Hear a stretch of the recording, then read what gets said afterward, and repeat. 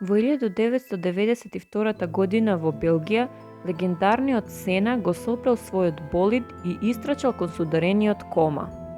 Наводно, слушнал некој чуден звук од моторот, а Кома не бил при свест. Сена знаел дека тој болид може да експлодира во секој момент. Најважно му било да го сочува животот на својот колега. Сена не се грижал за тоа што го загрозува својот живот трчајќи кон болид кој што очекувал да наскоро експлодира.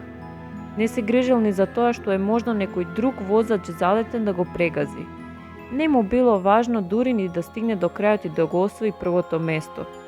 Загрозувајќи го својот живот и потенцијалната победа во таа трка, Сена одлучил да во тој дел од секундата дека главниот приоритет му е да го сочува животот на својата конкуренција. Во 1994 година во Сан Марино, само 2 години покасно, и Кома го сопрел својот болид, но за џабе, бидејќи не можел да му помогне на сударениот Сена и да му го спаси животот.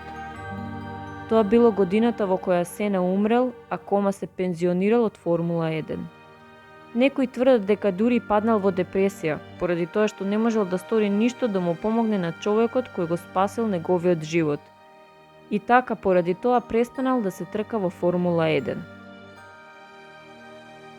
Во Евангелието според Јован, во 15-тото поглавје 13-тиот стих пишува: Никој нема поголема љубов од оваа, да ја положи душата своја за своите пријатели.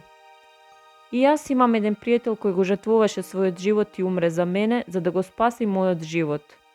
Размислувајќи за крстот и за Исуса, понекогаш се чувствувам како да немам начин како да му возвратам на Бога за љубовта и за спасението.